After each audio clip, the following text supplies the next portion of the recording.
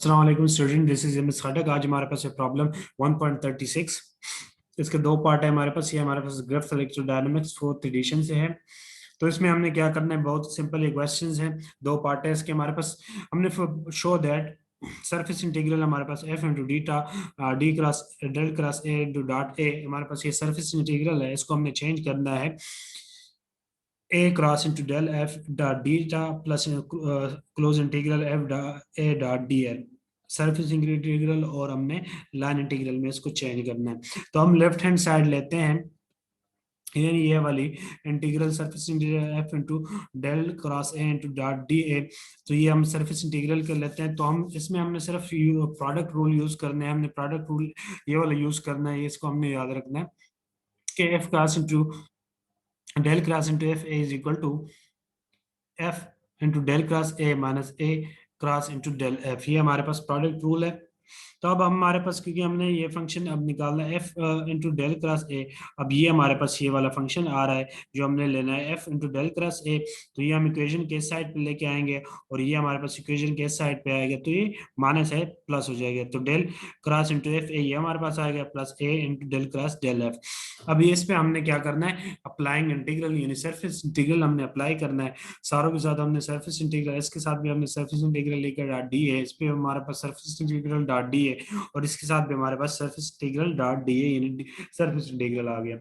अब हम क्या करते हैं, अब हमने क्योंकि ये प्रूफ करना है और इस प्रूफ करने के लिए देखो हमारे पास क्या है, डॉट डी एल है। एक हमारे पास कंपोनेंट के साथ डॉट डी एल है। हमारे पास जो सरफेस इंटीग्रल है वो लाइन इंटीग्रल में चेंज हुआ और इधर हमने क्या लिया है, सरफेस इंटीग्रल लिया। अब सरफेस इंटीग्रल को हमने चेंज करना है लाइन इंटीग्रल में। अब सरफेस इंटीग्रल को जब हम लाइन इंटीग्रल में चेंज करते हैं वो हमारे पास किस थ्योरम के थ्रू होता है, वो हमारे पास स्टोक्स या कर्ल थ्योरम के थ्रू होता है। तो स्टोक या कर्ल थ्योरम हम अप्लाई करेंगे, integral del cross A into dot D A हमारे पास तो ये हमारे पास जो स्टोक्स थ्योरम होता है वो एरिया को लाइन इंटीग्रल में चेंज कर देता है। तो हमारे पास close integral A dot D l आ जाएगा। तो हम पुट कर लेंगे, so F A dot D L plus हमारे पास क्या आ जाएगा, integral A cross into del F dot D A. तो ये हमारे पास del cross into F A जो है, ये इसकी जगह हमारे पास क्या आ जाएगा, लाइन इंटीग्रल। क्योंकि जो दूसरा कंपोनेंट है डॉट डी ए वाला, ये हमारे पास देखो ए क्रॉस इंटू डेल एफ। तो ये हमने इसको सिर्फ इसमें ये वाले कंपोनेंट हमने लाना था जो कि हमने इस कंपोनेंट से लाए हैं हम। हमारे पास क्या आ जाएगा, F A dot D L plus surface integral A cross into del F dot D A. तो ये हमने राइट हैंड साइड प्रूव करनी थी, ये हमारे पास राइट हैंड साइड के। नेक्स्ट इसका पार्ट जो है हमारे पास वो भी सिंपल ही है, इसमें भी हमारे पास थ्योरम अप्लाई होगा। तो शो दैट वॉल्यूम इंटीग्रल है B dot into del cross A into d tau, इसको हमने volume integral plus area surface integral में हमने चेंज करना है। अब लेफ्ट हैंड साइड लेते हैं हम, लेफ्ट हैंड साइड ये वाला हम साइड लेते हैं, यानी बी डॉट वॉल्यूम इंटीग्रल जो है डेल क्रॉस ए इंटू डीटा है हमारे पास यूजिंग प्रोडक्ट रूल। ये हमने प्रोडक्ट रूल अप्लाई करना है। ऊपर वाले में हमने क्रॉस वाला प्रोडक्ट रूल अप्लाई किया था, इसमें हमारे पास जो डॉट वाला है del dot into A cross B is equal to B dot into del cross A minus A dot into del cross B.